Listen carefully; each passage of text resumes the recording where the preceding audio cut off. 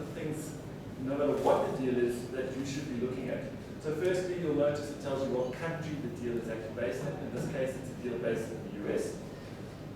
It tells you the status. So what kind of, is this deal right now open for funding? So if you wanted to invest in this deal, it's open. I know this deal, we're aiming to close in about 3 weeks' time, so it's going to be open for another 3 weeks, and then it'll be closed and funded, and those who are in it will open. This is quite a beautiful building, which Scott will tell you more about. The next bits that are really important are here. These are some of the metrics we've spoken about earlier. The first one is what's the minimum investment amount. Our average minimum investment amounts to about $5,000 US. Once a month, we drop it down to 1,000. That's when my kids invest. So once a month, I'm stingy, I'm not going to give it too much. So once a month, the first Wednesday of every month, we have something called Wealthy Wednesday. It's global. We want people from around the world to be able to invest, even if they don't have $5,000. So once a month, on one day, we drop it down to $1,000, and that's your minimum. So that's the minimum amount. It tells you what date we listed it. So this is when we listed on the 9th of October. We're expecting to close. You can see the date is today's the 15th. We've been in negotiations with our partners Allbest. They've given us another 2 to 3 weeks, partly because we've done this tour and we've got so much interest from the last 3 days of people wanting to actually get into the deal that we've asked them to give us 3 weeks. Because if you're asked, and then that you might want it's going to take you time to get KYC, to get verified, to do them. So that's closing date. We spoke about IRR earlier. So this deal is going to give you a return of 14%. We don't have the cash on cash in this little box. In 2 weeks' time, we are changing that to reflect cash on cash. The reason is because, as Scott and I will talk to you about now, we are more and more only bringing deals to the platform from sponsors who are offering us deals with strong income potential. We are not doing developments for the next 2 to 3 years. We are not going to allow sponsors to bring us development deals for the next 2 to 3 years.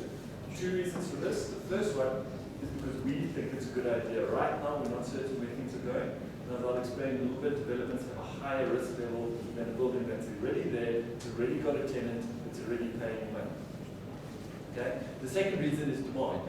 We are a platform. Now, I'm not here to advise you on what deals you should be investing in. I'm going to come and bring you deals from some of the best companies around the world, and you're going to invest in those deals. Okay? We're a marketplace. We don't do the deals. We bring deals from great companies and offer you the selection. You get to choose. What we've seen for the last 6 months is our investor base globally, particularly amongst the high net worth, and we pay attention to their decision making.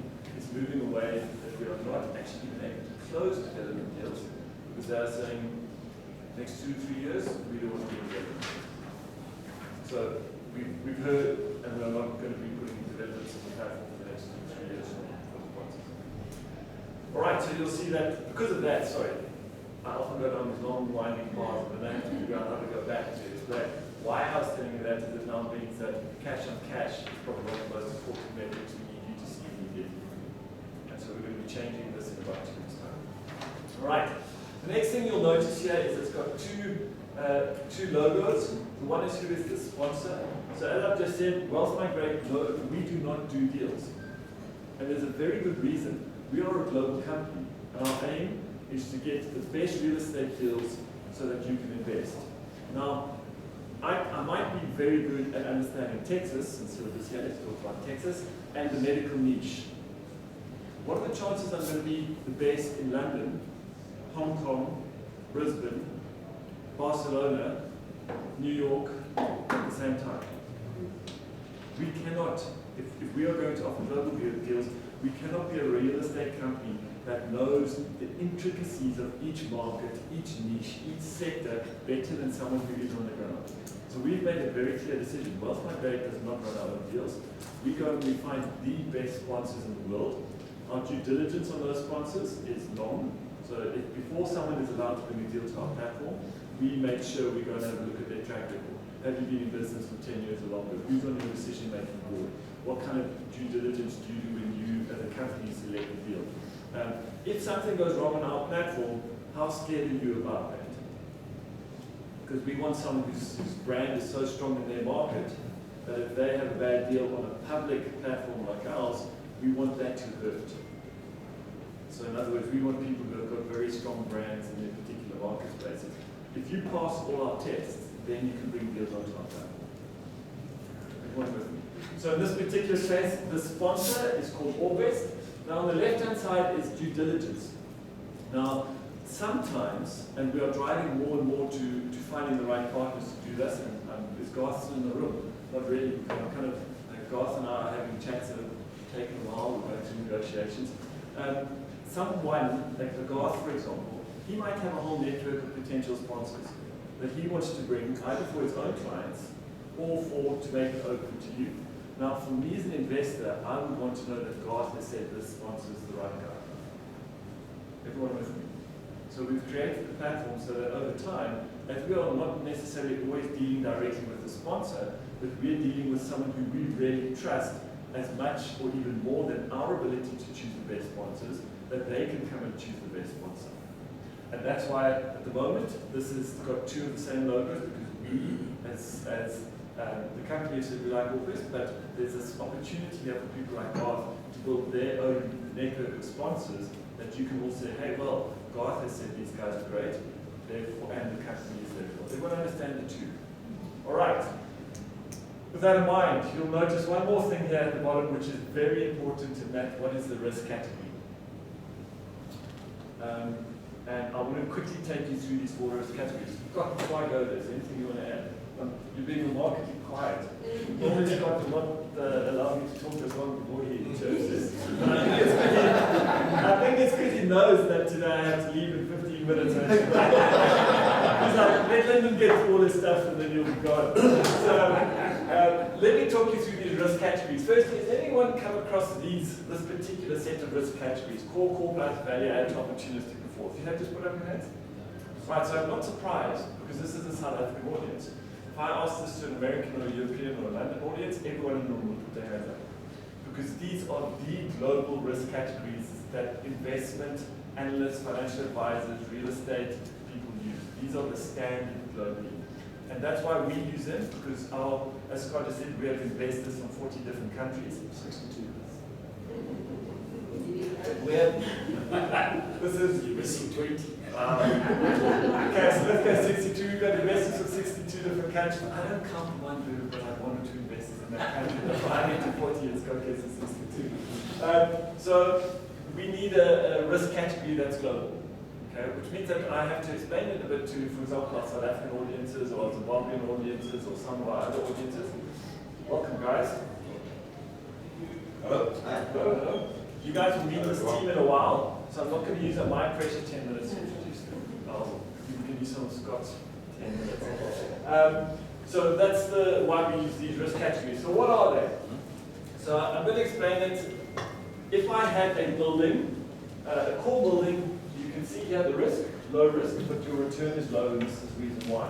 The core building is an existing building in very good condition, in a prime location with a superb tenant. Anyone want one of those? No? Yes? I'd say a few of us would. The problem is, because so many people want it, you're going to pay a lot for it. You go with me? So your return, based on what you paid, is going to be low. So these are the kind of New York office towers, etc., where you have these blue chip tenants in blue chip regions, and the institutions in particular, they want this to be the 25% banking asset that they put into their portfolio. So you're not going to get these cheap, which means your return levels are much lower, probably 3 to 4%. Okay? Your capital gain is not necessarily going to grow that much, because the markets are already, central London, central New York. It's not really an opportunistic area that's suddenly going to shoot up because something changes. So your return is constant, and you probably want to hold that building for 20 years. And it's going to pay you 3 to 4% a year. And that's it. But your money's not going to lose because it's a very good protection of wealth. It's a protection of wealth. It's safe, a little bit of return, you can bank on it. Okay, that's a core building. Now we're going to up it and say, okay, core plus is the same kind of deal, but either the tenant's not necessarily as blue chip, or doesn't have as long a lease, or it's maybe not in New York, but it's in a smaller city somewhere in the US. It's still a very good deal. Your risk is still pretty low, but you'll probably buy the same building cheaper than if that same building was in New York. Okay? But your return, so there's not as many institutions or investors wanting that building, so you can get it a little bit cheaper, so your return compared to what you paid for the building is a little bit more. Everyone following me so far? Okay, so the next area is value add. Now value add is where there is something about the business model in this particular building. So firstly, it's an existing building, but there's something about it where someone who's a real estate company thinks we can do something here to make this worth more. And you've got one of two options. We can either increase the rent we are getting for the building, okay, because in commercial, your value of the building is often determined by what your rental you're getting. Okay, slightly different to residential, which is emotional, how much would it cost to rebuild. Commercial buildings, your value, how much you pay for it, is often directly linked, very closely correlated to your rent. So if someone has a look at a building and sees, you know what, these tenants are this kind of tenant, but this area over the last 5 years have changed, and I just think I can put in tenants who are paying 20% more, I'm going to buy that building. I'm going to do whatever it requires to move out those tenants, bring in new ones at 20% more. Now I've added value to the entire business model. Everyone with me? Okay? Or you're going to buy the building and say, there's a spot over there, by just doing a bit of renovations, I can increase the rental, or I can add a few more bits.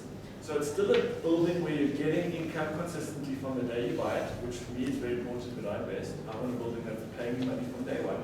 But there's something I can do that'll actually give me an upside, not just that core 3 to 4%. Everyone with me on value add? Yeah. But now, because there are a whole bunch of assumptions in the value add business proposal, I'm assuming I'm going to get a better rent.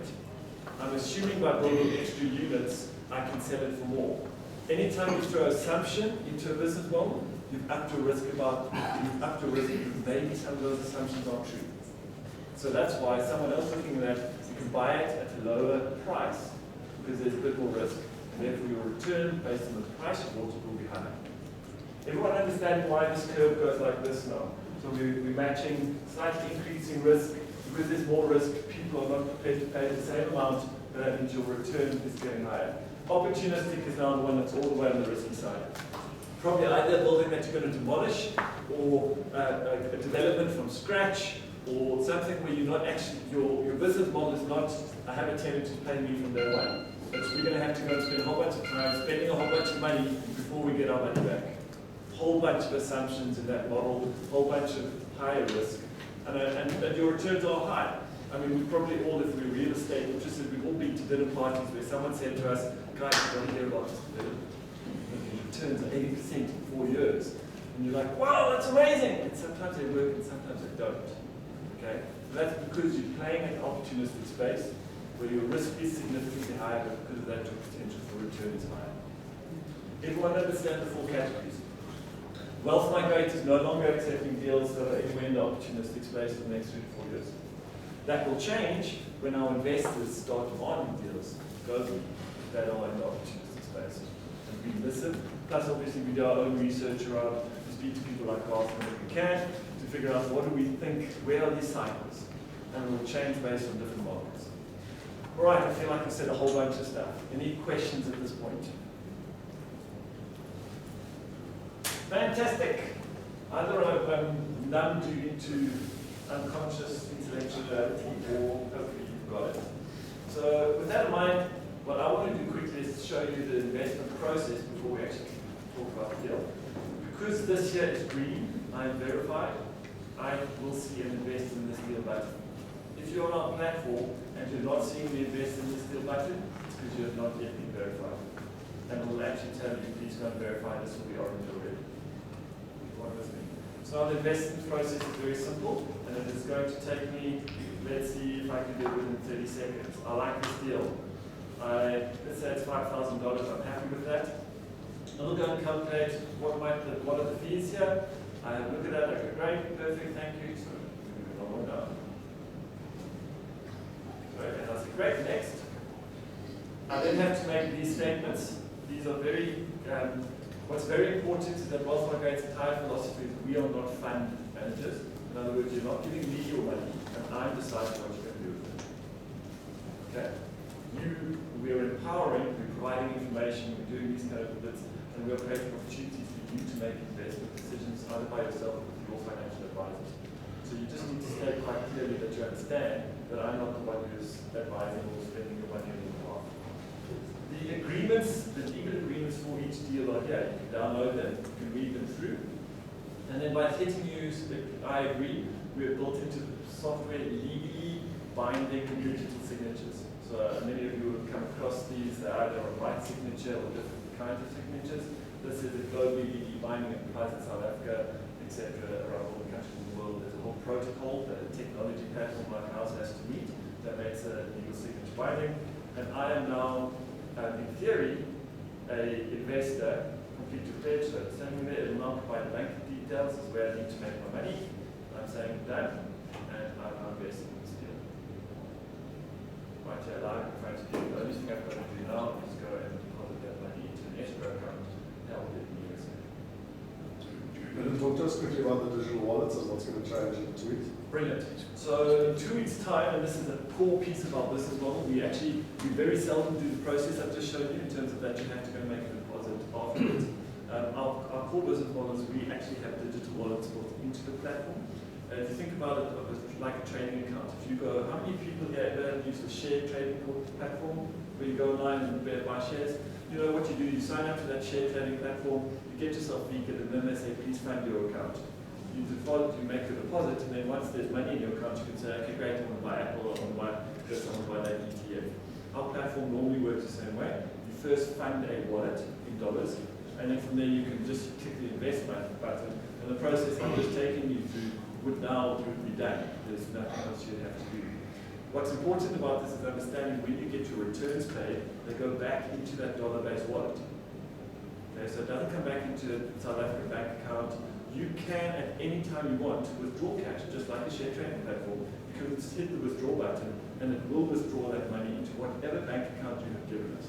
So once again, it doesn't have to be a South African bank account. If you've got offshore structures, offshore bank accounts, it's not a problem. How do you hold the cash in the wallet? And we hold the cash in the wallet. Now what's important is that we do not control that wallet. That wallet is provided to us by a third party who has a relationship with Barclays Bank. So your money, I cannot, even from a tech perspective, our best techies cannot get in at the back end and say withdraw or invest. The only person who's able to influence your money is yourself once you've logged in onto our platform. The biggest European digital wallet provider available. Correct. It's based out of France because we wanted to comply with the highest regulatory standards that are based out of Europe. So we have a French-based service provider who runs the digital wallets. We are in the process of adopting them. The wallet will replace the whole escrow piece that you've just seen in about 2 weeks' time. So in other words, when you pull the money together, that goes to that company there. Where do you guys make your money? Is it through admin fees and all this? Correct. So we make money in 2 places. And we split it deliberately to do this. So the traditional model is that we go to the sponsor and say, dear sponsor, we would like a 7% equity capital raise fee. That's the commission that financial advisors, etc. You know, it depends what countries, but there are different norms and that. We go into them and saying, guys, and often we're going to real estate firms who don't want to deal with us. We'll be quite honest with you. And the reason they don't want to deal with us is because they have a line of institutions wanting to take down their deals. And that institution is going to be very simple. You know, if they're raising 20 million, the one institution will take care of 10 million. All they've got to worry about is one investor that they're done with. Right? We come to the party, and now we are bringing 100 investors into one deal. So they're like, Lyndon, I don't want to touch you. Okay, so the first thing we've done is we create a structure. So we take those 100 people, we put you into a legal structure at SPV, special purpose vehicle, and that special purpose vehicle invests as one investor with that sponsor. Everyone with me on that? Okay? What that means is we can now go to these sponsors and say, don't worry, you know, treat us like an